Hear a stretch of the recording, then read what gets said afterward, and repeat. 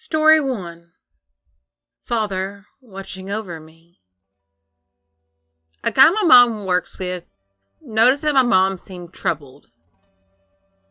She replied telling him that she had been seeing a white figure in the corner of her eye as she walked past my room.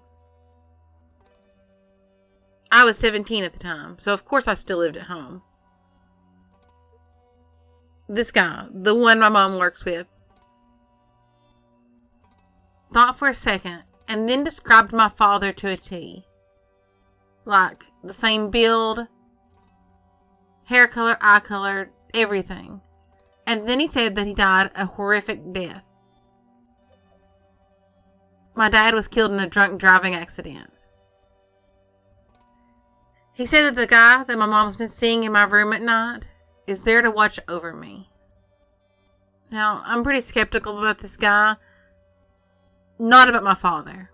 Just this guy my mom works with. But after my mother told me this, I started realizing that there was something there.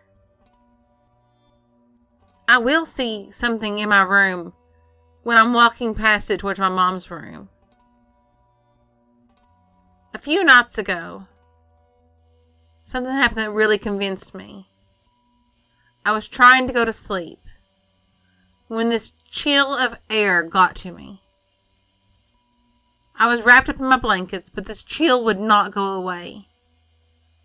I eventually fell asleep, but it was weird.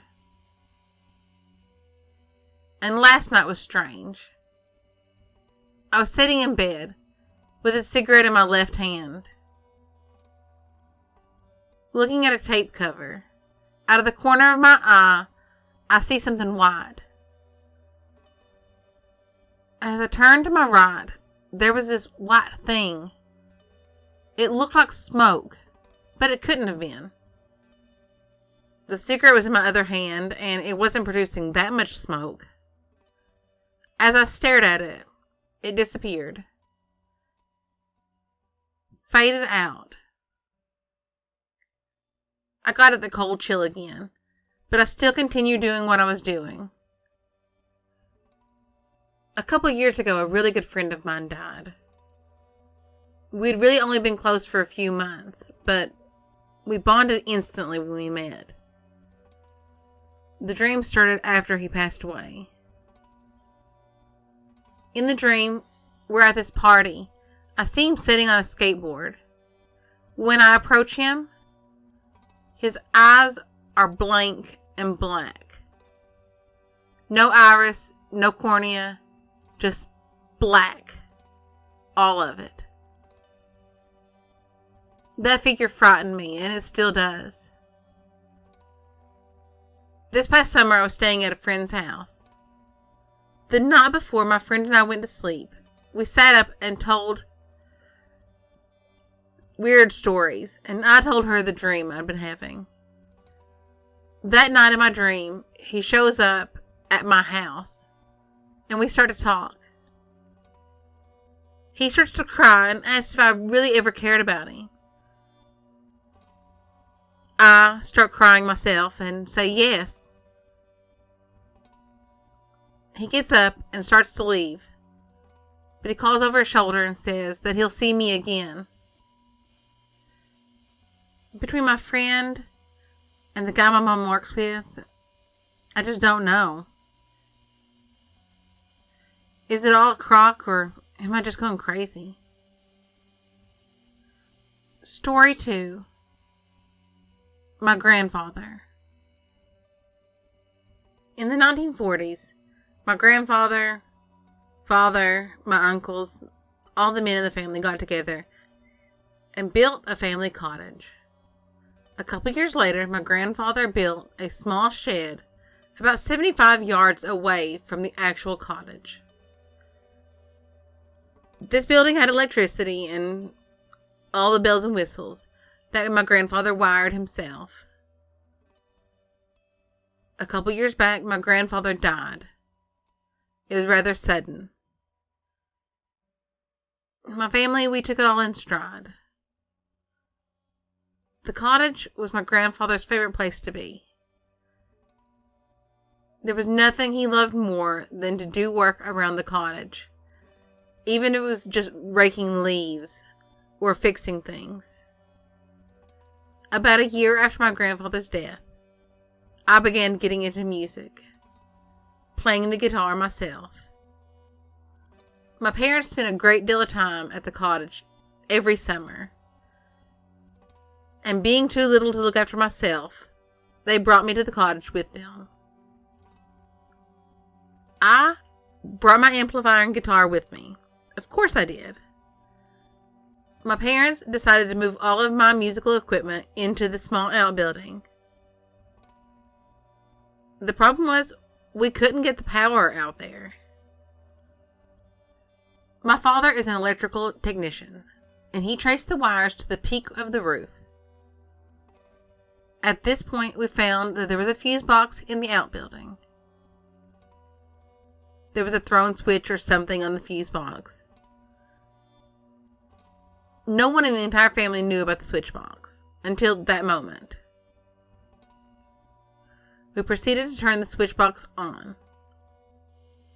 Things went normal for the entire summer.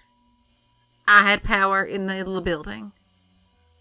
The following summer, I decided to bring my amplifier and guitar to the cottage again.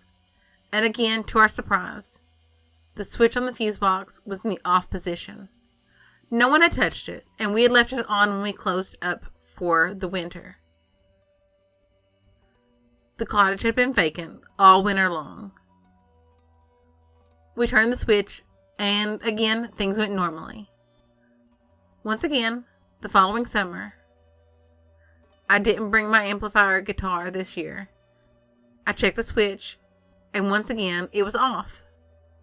Although I didn't see a ghost, it seems to me that the ghost of my grandfather liked to play games with us, or at least liked to make sure that the switch to the building was off and it didn't burn down in the winter.